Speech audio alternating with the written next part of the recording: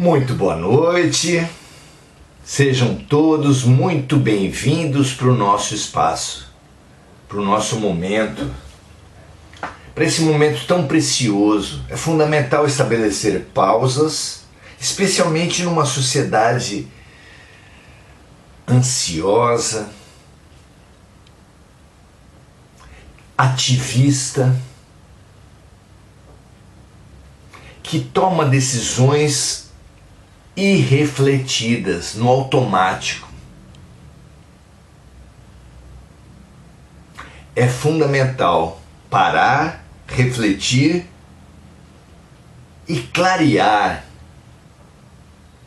valores, clarear princípios, como a formiga que guardou folhinhas para o inverno, porque os valores e os princípios são a ferramenta fundamental de tomar boas decisões, e tomar boas decisões é o caminho essencial para sermos felizes.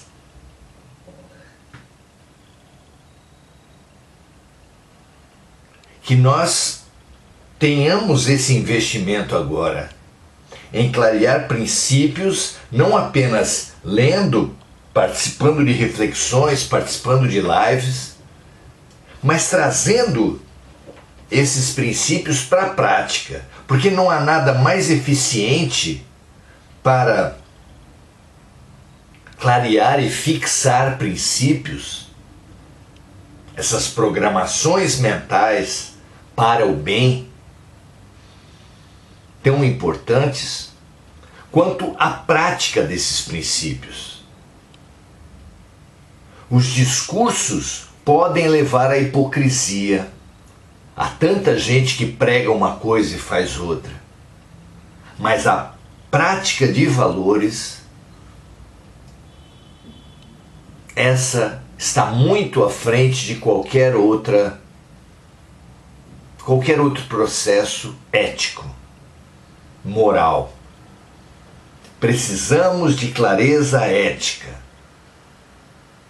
Que isso nos seja propiciado hoje pelo estudo e hoje ainda e amanhã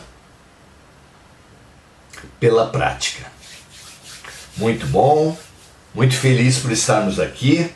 Hoje vamos falar sobre liberdade de consciência. No encontro passado falamos sobre a liberdade de pensar e hoje vamos falar sobre liberdade de consciência. Pronto para isso? Pronto para viajar?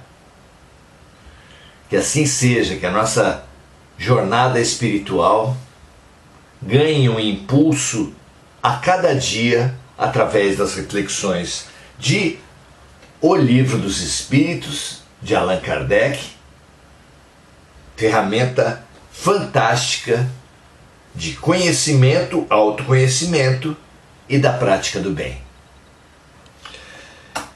Muito bem, liberdade de consciência, questão 835 do capítulo 10, que fala sobre a lei da liberdade. Sim, a liberdade é uma lei de Deus. O respeito à liberdade é um dos pilares do universo. Tantas pessoas perguntam se Deus é perfeitamente bom, como pode existir o mal? E a resposta é exatamente essa, porque Deus é amor e o amor só pode amar em liberdade. E a liberdade só pode existir se permitir o equívoco, o erro, o mal.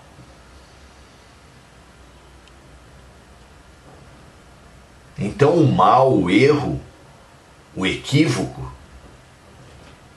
fazem parte do processo pedagógico de Deus, porque ninguém aprende sem errar. Aprendamos isso e tornaremos mais leve não só os erros que os outros cometerem conosco, limpando nosso coração de mágoa, mas aprenderemos que com o ninguém aprende sem errar, aplicado a nós mesmos, a nos libertar, a nos curar da culpa.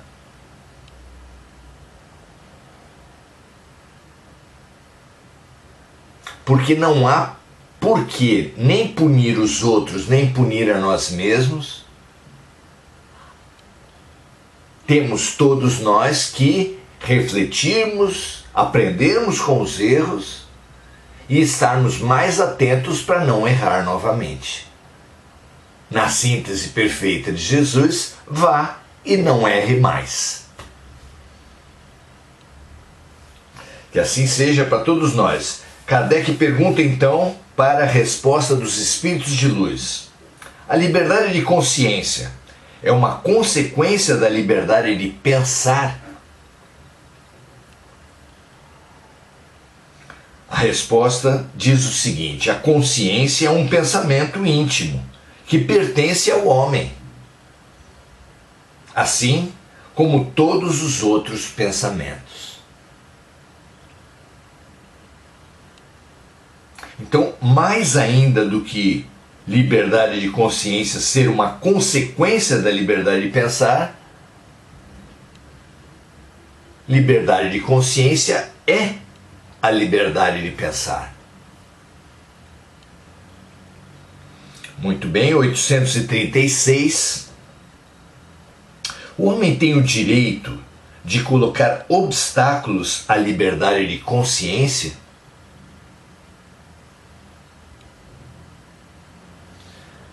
A resposta é não, ele não tem o direito de colocar obstáculos nem à liberdade de consciência, nem à liberdade de pensar. Apenas a Deus pertence o direito de julgar a consciência. Pelas leis humanas, o homem regula as relações de homem para homem. Pelas leis da natureza, Deus regula as relações entre ele, Deus, e os homens.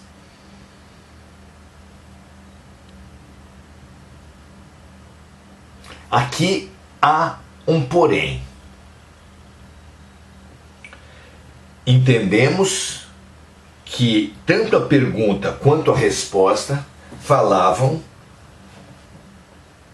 do uso de que ninguém tem o direito de colocar obstáculos à liberdade de consciência enquanto aplicada à própria pessoa. Então todos temos liberdade de consciência para tomarmos as nossas próprias decisões, inclusive as equivocadas. Se Deus permite que as pessoas cometam erros contra si mesmos, que prejudicam essencialmente a si mesmos, já que ninguém é capaz de fazer o mal contra o outro, essencialmente,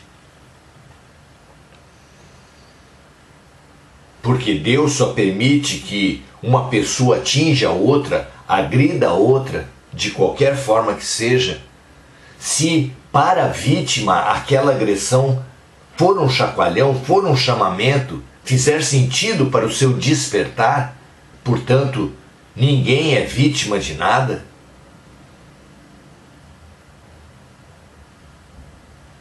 Todo agressor acarretará para si, com as agressões, um pesado ônus, uma pesada dívida. No dizer sintético e maravilhoso de Jesus, o escândalo, o mal aparente é necessário. Por isso não é mal. Mas ai daquele por meio do qual ele vier. Se uma pessoa agride, ofende, mata, estupra, se foi permitido que o ato violento acontecesse, é porque ele fazia sentido no processo de cura e de aprendizado do que nós supomos ser a vítima.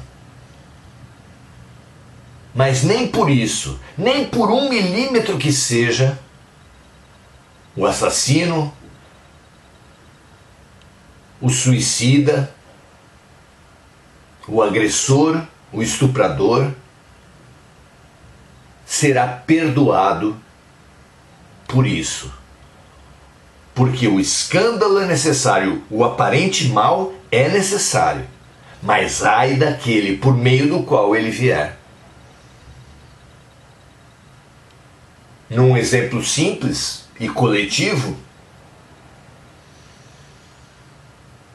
Hiroshima e Nagasaki, ao final da Segunda Guerra Mundial, precisavam passar por grandes chacoalhões que causariam maciço desencarne coletivo. Mas isso em nada desculpa ou atenua a culpa, por 1 milímetro que seja, dos Estados Unidos como nação por terem promovido as bombas atômicas naquelas 2 cidades. O plano de Deus, muito mais limpo, era terminar o problema ali, através de um terremoto, de um vulcão, de uma tsunami, que mataria todas aquelas pessoas sem gerar ódio, sem gerar karma. A triste opção dos Estados Unidos de soltar as bombas acarretou para essa nação e para toda a cadeia de comando que tomou aquela decisão, especialmente, num pesadíssimo ônus. Porque sim, passar por aquela experiência era necessária para cada uma das pessoas, plantas e animais que ali passaram. Mas especialmente as pessoas, já que nos reinos inferiores não há karma.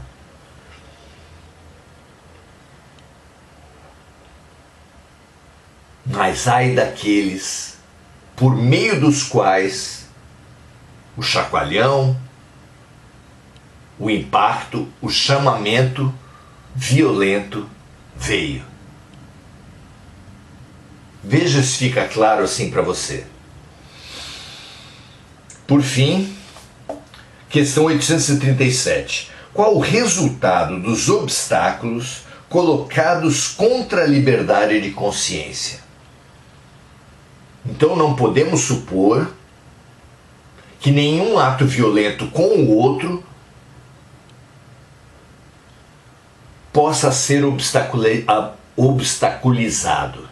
Que seja ruim fazer leis, reprimir atos violentos a título de liberdade de consciência. Não, a liberdade de consciência que não pode ser impedida, bloqueada, obstaculizada,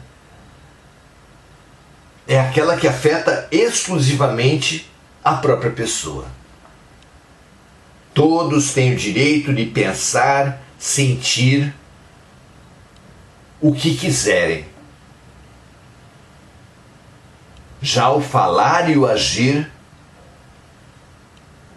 só é ilimitado para o ser humano enquanto ele atinge, agride apenas a si mesmo. Ainda assim, um suicida terá que arcar com as responsabilidades sobre os danos causados para sua esposa, seu marido, para os seus filhos, para os seus irmãos, para os seus amigos.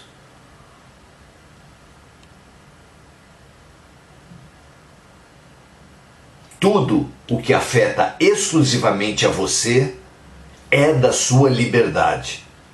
Tudo que afeta, de alguma forma, outras pessoas acarretará responsabilidades que precisarão ser pagas, digamos assim, até o último centavo, como anunciou Jesus. Então, qual o resultado dos obstáculos contra a liberdade de consciência? Novamente, ressaltamos aquela que atinge exclusivamente a própria pessoa. Constranger os homens e fazer com que eles ajam de modo contrário ao que pensam, tornando-se hipócritas. A liberdade de consciência é uma das características da verdadeira civilização e do verdadeiro progresso. Então, o que se fala aqui é que quando as civilizações, quando as coletividades, quando as religiões, quando as leis impedem uma pessoa de fazer ou de manifestar alguma coisa que seja apenas a sua opinião, que afete exclusivamente a ela mesma, quando há esse bloqueio, esse impedimento, as sociedades induzem as pessoas à hipocrisia. 1000 vezes a sociedade, as religiões, as leis que investem na mudança de princípios, de valores, na transformação ética das criaturas. Essa é a grande revolução, porque só há uma mudança 100% segura para qualquer coletividade, para qualquer país, para o planeta Terra. A humanidade da Terra e qualquer outra humanidade só irá melhorar com seres humanos melhores. Toda outra melhoria obtida através de terror, de medo, de imposição, será provisória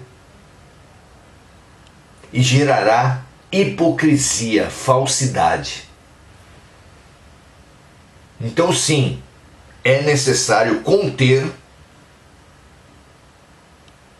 as pessoas através de leis e punições.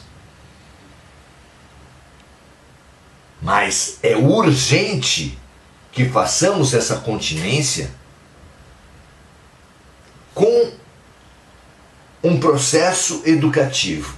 Daí a importância da filosofia, daí a importância da religião, daí a importância da reflexão sobre os atos tomados. Que a educação faça isso, que todas as políticas públicas sejam educativas, que as famílias sejam cada vez mais habilitadas, responsabilizadas a promover essa consolidação, essa clareza, esse aprofundamento nos valores humanos de todos os seus integrantes. E a nossa sociedade, o nosso país, as nossas coletividades todas darão um salto, porque as mudanças sempre precisam ser de baixo para cima e de dentro para fora. Se forem exclusivamente exteriores, as mudanças não perdurarão e gerarão a falsidade, a hipocrisia, tão perniciosa, mas tão perniciosa, que levou Jesus a um profundo, a um forte discurso contra os escribas e fariseus hipócritas, que, segundo Jesus, eram como sepulcros caiados, como túmulos pintados de branco, que ficavam clarinhos por fora, mas por dentro cheios de podridão.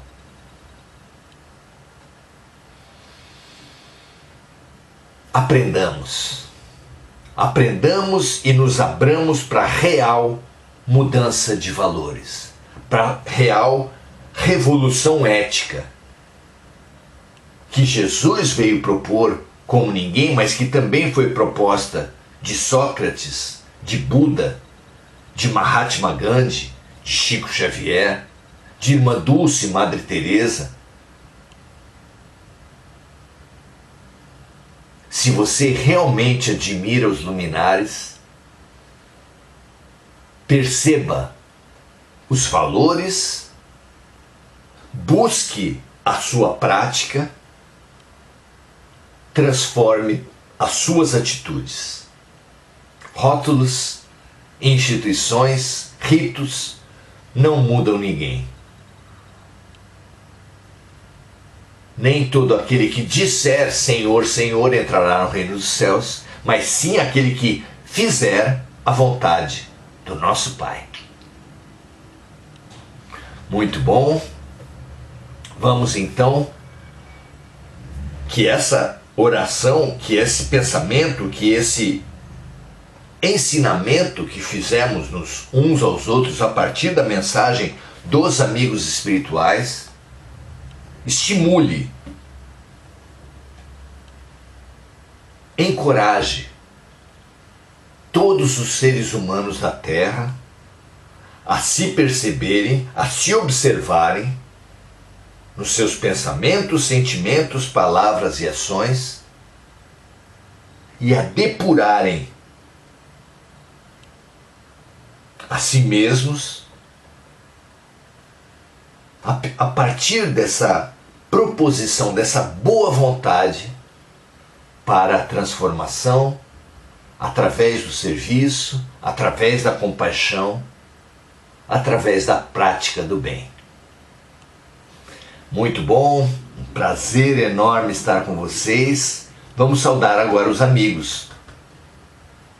Tão fundamentais estarem conosco nesse processo. Enir Cajazeira, que assim seja.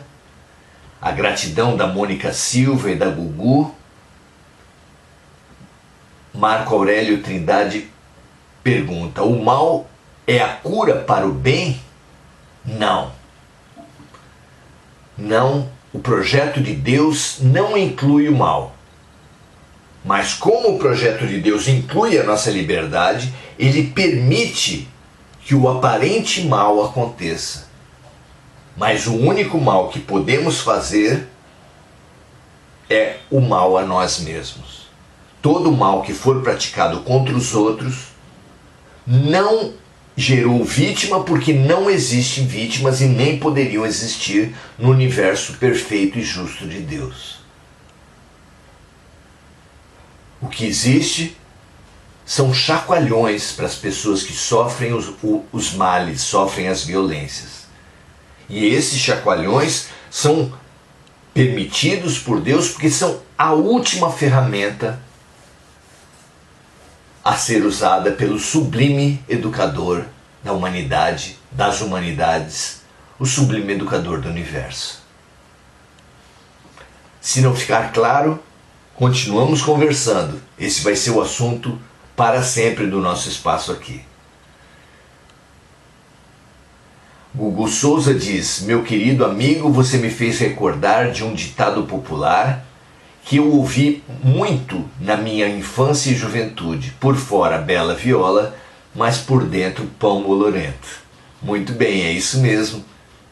Jesus, com outras palavras, disse essa mesma coisa. É isso mesmo. Vamos então continuar a nossa saudação. André Salvatore, boa noite. Mônica Silva, fazendo as suas vibrações para encarnados, desencarnados e para as pessoas que vêm passando pelos desastres climáticos, pelas guerras mundiais. Não, ainda não mundiais, mas pelas guerras localizadas que existem. Mônica Silva, Anne, Andréa Santos, Maria José Sobral, Domingos Natalo, Adelaide Dias e Enir Cajazeira, o boa noite de uns para os outros, a saudação de uns para os outros. Paz e bem para todos aqui presentes. Estimulo cada um, acaso entenda que essa reflexão faz sentido, compartilhar, espalhe, multiplique o bem, como os discípulos aprenderam a multiplicar o pão com Jesus. Muito obrigado pela presença. Amanhã continuaremos nesse mesmo tema, falando ainda de liberdade de consciência. Liberdade que, é claro, gera responsabilidade. Um grande abraço a todos. Até amanhã.